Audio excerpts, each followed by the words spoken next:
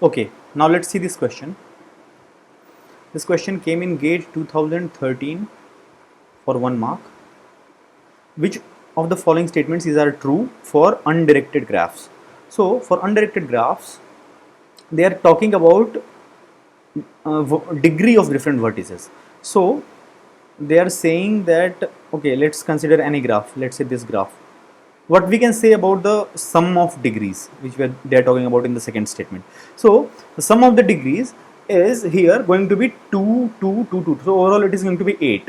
But the intuition is that this 8 can be written as basically the number of edges into 2, because each edge is contributing to 2 different vertices degrees.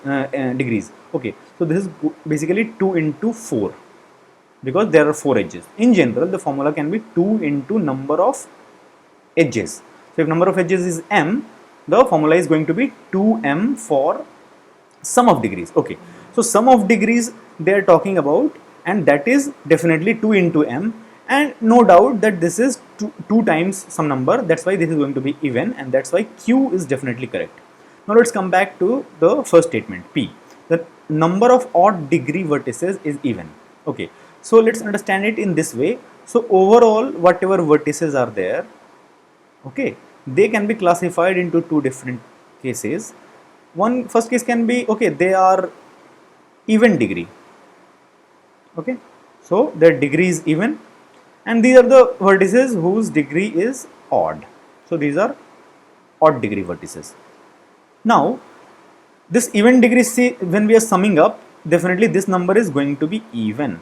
Okay, now when we are summing up degrees, all the degrees, that is also even, because we have just seen that 2 into m, that is even.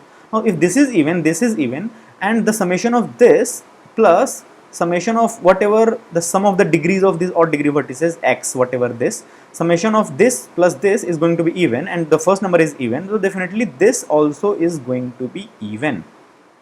Okay, so what is the conclusion? The conclusion is that for odd degree vertices also, that sum of their degrees is going to be even. Okay, now with that insight, let's say there are k different odd degree vertices. Okay, and let's say those degrees are, let's say, d1, d2 till dk, and these all are since odd degree, so all these are basically odd numbers. All these are basically odd numbers because these are odd, right? Now what we are saying is that the summation, the overall summation of all these degrees, the sum of the degrees, odd degree vertices, the number of odd degree vertices they are claiming about, now we are saying that the sum of their degrees is going to be even, because that is exactly what we just concluded. Now let's just have an insight that, see, if this is the first number is odd, we definitely know the second number is odd, third number is odd, each of the numbers is odd. Now if we are adding, let's say, 2 different odd terms, then that is going to be even. If we are going to add 3 different odd terms, now that is going to be odd. 4 different terms, so we can see that if the number of terms which we are adding, if number of that term is odd, then the summation is going to be odd. And if that number, the overall number of times we are adding odd numbers, if that is even, then only we are going to have a even number at the end. So we can understand that overall summation, in order to be even, the number of these terms, 1, 2, 3, whatever the number of this k terms, so k has to be even. That is the conclusion.